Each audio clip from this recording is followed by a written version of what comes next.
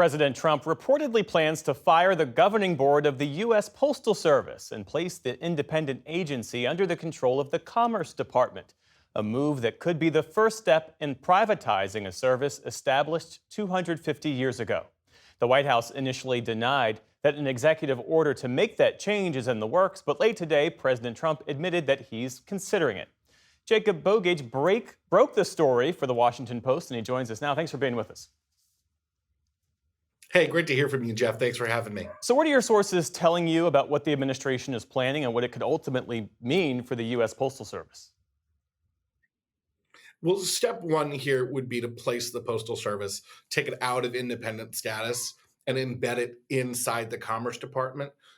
Commerce Secretary Howard Lutnick was just sworn in today, and we've reported over the course of months that he's been engaging with then President-elect and now President Trump about privatizing this agency. So taking it out of that independent status would be step one. And step two would be leadership changes. Postmaster General Louis DeJoy announced he plans to retire soon, and the Board of Governors can be fired for cause by the president. That could be another step.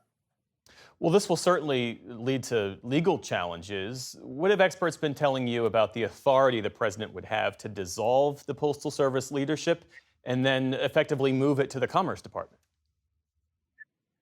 So the Postal Service has to have a board of governors. These are bipartisan individuals appointed by the president, confirmed by the Senate, and then they together select or can remove the Postmaster General. There are powers that the Postal Service has on things like service, on things like rates and prices, on major investments that can only be made by the governors. So you have to have a board in place. And that's kind of what's complicating this for the White House a little bit. How do you take these individuals who can only be removed for cause from an agency that by law is independent? You can't legally move it into the Commerce Department. How do you bring that under the control of the White House? That's a legally dubious question.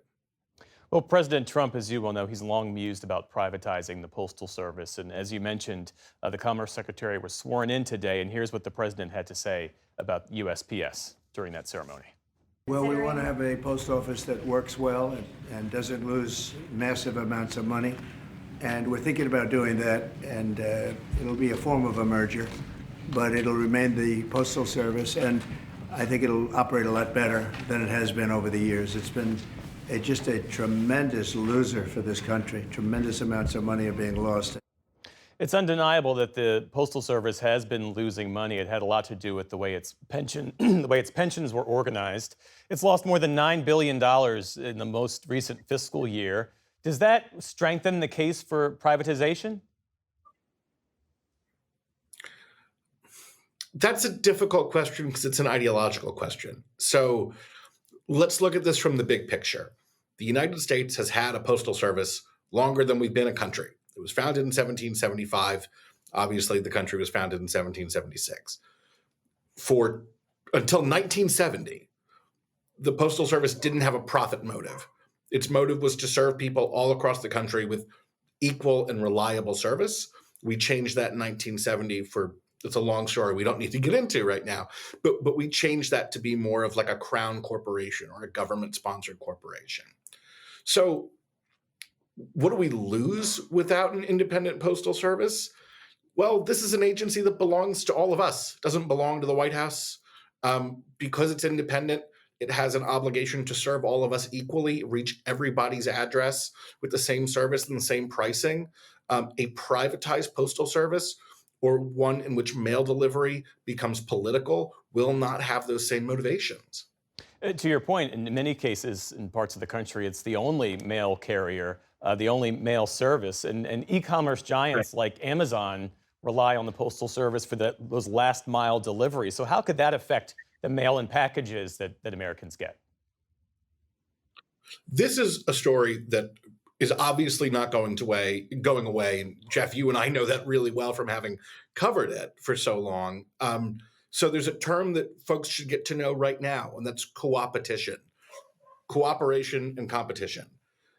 private express carriers like Amazon, FedEx, UPS use the Postal Service to carry their least profitable packages. The Postal Service has to go to everyone's address 6, sometimes 7 days a week. They've got to go over the hill and around the bend, even if it doesn't make money. Amazon, FedEx, UPS don't have to do that. So they give these packages to the Postal Service. They're competitors, but they leverage each other for business. That is extremely, extremely profitable for the Postal Service. They can't survive without that co-opetition. And final question, Jacob. You mentioned the Postmaster General, Louis DeJoy, is stepping down. He's halfway into his 10-year term. Based on your reporting, do you know why he's stepping down now? Not precisely. I mean, we look at the last fiscal quarter. It's the first time the Postal Service has been in the black, except for some like mandatory pension and healthcare costs since the height of the COVID crisis. It's a big win for his 10-year plan. A lot of this, the stuff that he has in the works has been, moving rather successfully. A bumpy rollout, but it's been rolling out nonetheless and being implemented. Louis DeJoy, and I've spoken to him numerous times. He's a really successful businessman. He's in his late 60s. He has adult children. He's retired from businesses that he ran or helped lead multiple times, and running the Postal Service, believe it or not, was a retirement gig for him. He's 5 years into this job, and that's about the time frame he promised when he took it. Look, is there more to this story about why he's stepping down? I would be willing to bet on that, and that's something that I'll keep reporting on. But I also know that this is around the time frame that he was looking to leave anyway. Jacob Bogage of the Washington Post, thanks for being with us. Thanks, Jeff.